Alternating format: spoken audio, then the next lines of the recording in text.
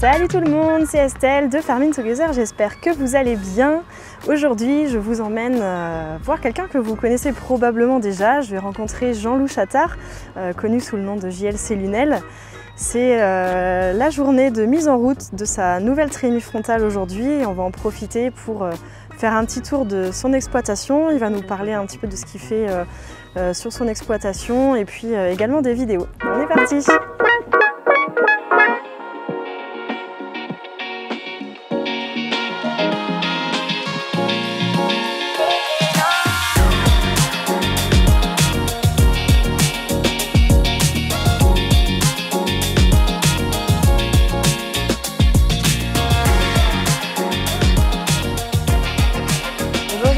Salut! Ça va? Ça va et toi? Ouais, très bien.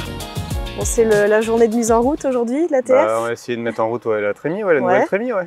Donc elle est arrivée il y a 2 mois, un peu plus de 2 mois que je l'ai. Le temps Ok. de préparer un peu le tuyau latéral de transfert et Ouais. puis faire 2-3 autres adaptations sur un smart qui était présent sur la ferme par rapport aux nouvelles utilisations. Ouais, d'accord, Donc voilà. ça marche.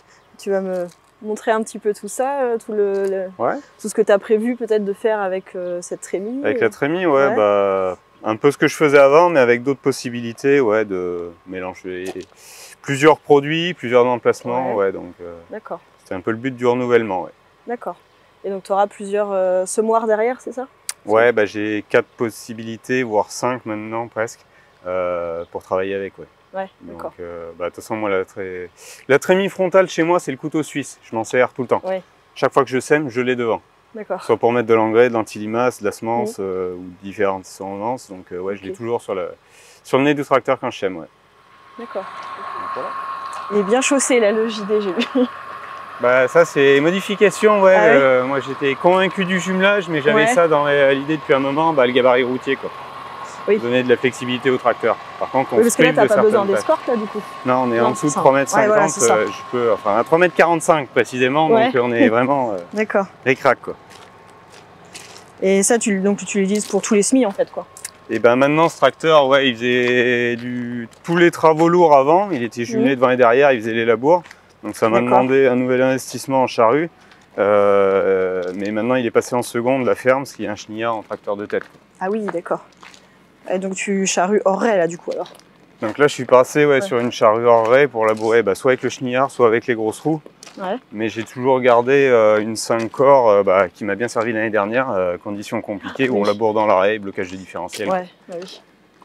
Mais en plus, du changement des roues sur ce tracteur, j'ai racheté un tracteur un peu mythique chez John Deere, qui m'a été proposé pour faire du transport et puis pour faire ses labours en 5 corps dans l'arrêt. Ouais. Donc, full John Deere. C'est full John Deere, Bon, c'est un peu atypique derrière la batteuse, C'est pas tout à fait le logo d'origine. Ah, j'avais pas vu, exact. Excellent. Non, full John Deere, c'est pas historique sur la ferme. Aujourd'hui, c'est plus une proximité et puis une relation de confiance avec la concession. J'ai vraiment mis l'accent, moi, de mon installation à être full John Deere suite au passage avec tout ce qui est guidage et compatibilité. Ah oui, bah oui. Donc aujourd'hui, que ce soit sur le pulvérisateur, la batteuse ou les tracteurs, on parle avec les mêmes lignes de guidage et les mêmes arpentages de parcelles. D'accord. Parce que là, en termes de matériel, tu es autonome de A à Z, en fait. Du semis jusqu'à la récolte, la récolte, on a fait faire l'entreprise jusqu'en 2018 et j'ai investi dans une batteuse en 2018. D'accord. Pour la récolte 19. Ok. Donc c'est la première machine que j'ai sur la ferme, ça. D'accord. Est-ce que ça représente sur l'exploitation, ça représente combien d'hectares d'exploités? Aujourd'hui, on arrive à peu près à 500 hectares cumulés avec ma compagne. Ah oui. Et plus un petit peu de prestations. Alors, par contre, je fais pas de battage en prestation, c'est anecdotique. Je fais un petit peu de maïs, mais l'été, non. J'ai une dizaine de jours de moisson, autour de 300 hectares d'été à faire. Donc il y a déjà de quoi la machine est à peu près calibrée 30-35 hectares jour, donc j'ai pas de marge. Et donc là, vous n'êtes que 2 pour gérer les 500 hectares plus la presta à côté. Et vous ne devez pas chômer. Il y a des moments qui sont un peu plus intenses que d'autres, oui, c'est sûr. Après, quand on a des conditions un peu plus clémentes comme cette année depuis le mois d'avril, ça se passe pas trop mal.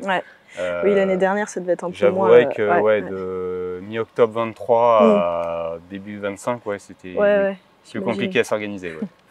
Ça en a traduit dans des vidéos que je n'ai pas fait. Bah oui, oui. Oui, tu as fait une petite pause, une petite pause, année, quoi. Ouais. Non, mais il y avait l'organisation de pouvoir filmer quelque chose avec une météo qui changeait toutes les 24 heures. Ah oui. Donc vraiment pas s'organiser. Et après, j'ai passé un petit peu de temps dans le bâtiment qui est là-bas à faire 2-3 aménagements, on va dire. D'accord. Donc, le tout cumulé, je me suis fixé temps, cette priorité-là, c'était d'avancer vraiment là-bas.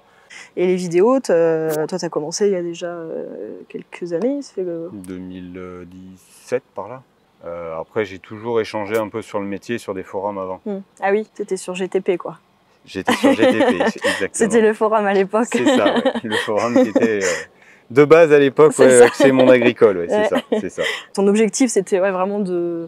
C'était quoi, d'expliquer ce que tu faisais? C'était de s'ouvrir à discuter avec des gens qu'on ne pourrait pas rencontrer localement.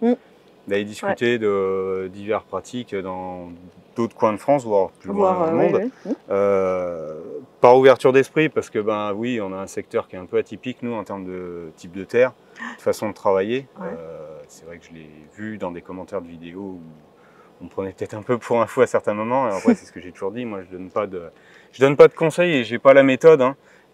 J'ai une méthode qui marche pas trop mal, il y a des années où ça se passe mieux, d'autres moins bien, mais c'est d'expliquer ce que je fais et après tirer des fois, d'aller voir des techniques qui sont ailleurs, pas forcément toutes transposables chez nous, mais tout ou partie quoi des fois. Oui, de toute façon, toute technique, tu es obligé de l'adapter sur ton toujours exploitation. Que ce soit la technique ou le matériel, parce que voilà, le matériel qui marche très bien dans certaines régions, chez nous, il faudra lui faire 2-3 adaptations pour que ça se passe un peu mieux, quoi. Parce que là, ici, le type de terre, c'est très argileux, c'est ça? C'est de l'argilo-calcaire sur toutes les parties hautes là, autour de l'exploitation. On a 50-55% d'argile là. Et quand on va dans des terres de fond, oui, il y a plus d'un tiers du domaine qui est drainé systématique, et tous les 10 mètres, et on monte jusqu'à 70% d'argile. Donc on a la chance, et on a maintenu quand même, malgré nos pratiques qui sont des fois décriées, des taux de matière organique entre 3 et 4%. Donc, sans faire de couvert, avec de l'exportation de paille une année sur deux, mais un peu de rapport de fumier aussi. D'accord. Et la rotation est longue ou pas forcément? La rotation devient de plus en plus compliquée parce qu'avant on faisait des betteraves. Donc maintenant on est revenu sur des céréales à paille, colza, tournesol, maïs. Donc souvent des rotations à 4 ans. Tournesol ou colza, blé, maïs, blé.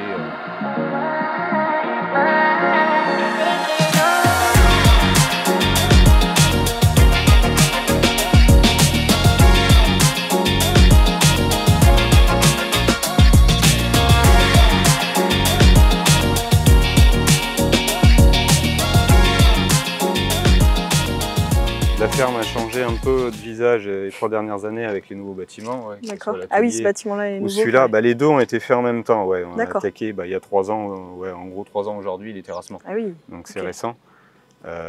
Bâtiment photovoltaïque, et dans le même temps, il y a eu aussi le stockage azote liquide, parce que je tourne à 80% à peu près en azote liquide. D'accord. Facilité d'utilisation, la dispo de la marchandise chez soi, quand on a un créneau de traitement, d'épandage, et la facilité d'un point de vue vent à certains moments, parce que aujourd'hui c'est pas le cas, mais on a une région où il y en a pas mal de vent, quoi. Le choix de cette installation, c'était de pouvoir mélanger différents. Aujourd'hui, on n'a pas que de la N39. On peut avoir différents produits, azote, phosphore et puis soufre. Le problème, c'est que quand j'ai fait l'investissement, il était calé à peu près à l'exploitation, et aujourd'hui, je manque déjà de capacité. Mais c'est pour ça que j'avais voulu 8 cuves, 8 x 25 mètres cubes, pour avoir différents produits plutôt qu'avoir 2 grosses cuves de 100 mètres cubes. Oui, bien sûr. Et elles sont équipées, tout ce qui est azote et azote, phosphore, c'est pas des produits qui se déposent trop. Par contre, quand on a du soufre, il faut qu'on puisse brasser les cuves parce qu'il y a du dépôt au fond. Donc des cuves là elles ont tout le brassage. D'accord. Tu récupères le produit direct qui est dans la cuve et tu le passes direct dans... Un tuyau de rentrée, un tuyau de sortie. Après, comme elles sont équipées de pompes, je peux prendre d'une cuve pour y mettre dans une autre. Pour faire mes mélanges. Je peux faire les mélanges directement dans les cuves. Parce que j'ai des volucompteurs dessus, plus les brasseurs. Et après, c'est pour ça que j'avais fait une solution de transport là, en 3 fois 5000 litres. C'est que si je fais différents mélanges, 5000 litres, c'est la capacité du pulvé. Je peux avoir 3 mélanges différents. Et je m'en sers après de ravitaillement en eau à certains moments pour des chantiers pyrales l'été. D'éviter de revenir à la ferme chargé à chaque fois. Alors c'est marrant ce logo, c'est le concessionnaire qui l'a fait ou... Non, c'est l'ancien propriétaire du tracteur là-bas. Ça tape pas à l'œil, il faut le savoir. J'avais même pas vu. Pourtant, le logo est gros, mais... Ouais, mais ça reste sur le même fond, donc oui, c'est ça. Il serait rose, ça se verrait peut-être mieux, mais... Oui, je pense, ouais, c'est sûr.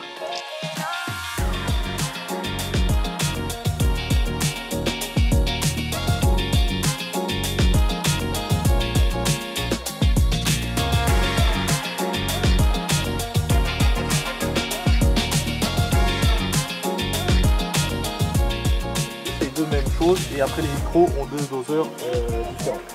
Okay, donc on commence ici avec une boîte de vitesse avec un pignon rouge. Quand on la met en position 2, ça cache l'agitateur, c'est pour l'engrais. Quand on fait de l'engrais, on se met en position 2. Pour toute semence, que ce soit petite ou grosse graine, autrement, ouvert à fond. Okay, la trappe pour passer en essai de débit. Okay.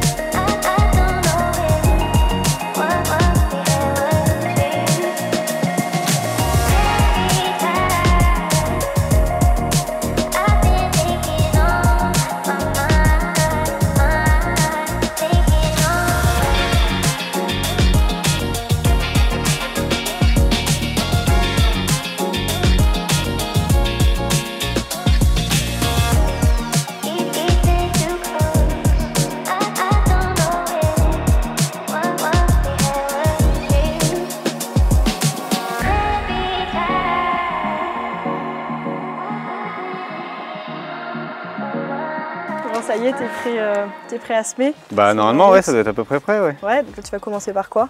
Les colzas, puis après ça se permettra de... Enfin, je prendrai en main sur du colza fictif que je casserai. Ouais. Non, pas attaquer directement avec la semence et tout, faire des mélanges. D'accord. Ça, et puis après colza, et puis campagne d'automne en serre à la paille, quoi. Donc, ok. Voilà. Donc là l'idée c'est de... Donc tu changes ton semoir, tu as plusieurs semoirs à mettre derrière, ouais. C'est ça que tu me disais? Le combiné, le direct à disque, ouais. Le semoir à dents. Et au printemps, le semoir monograine, quoi. Ouais, d'accord. Ouais. Ok.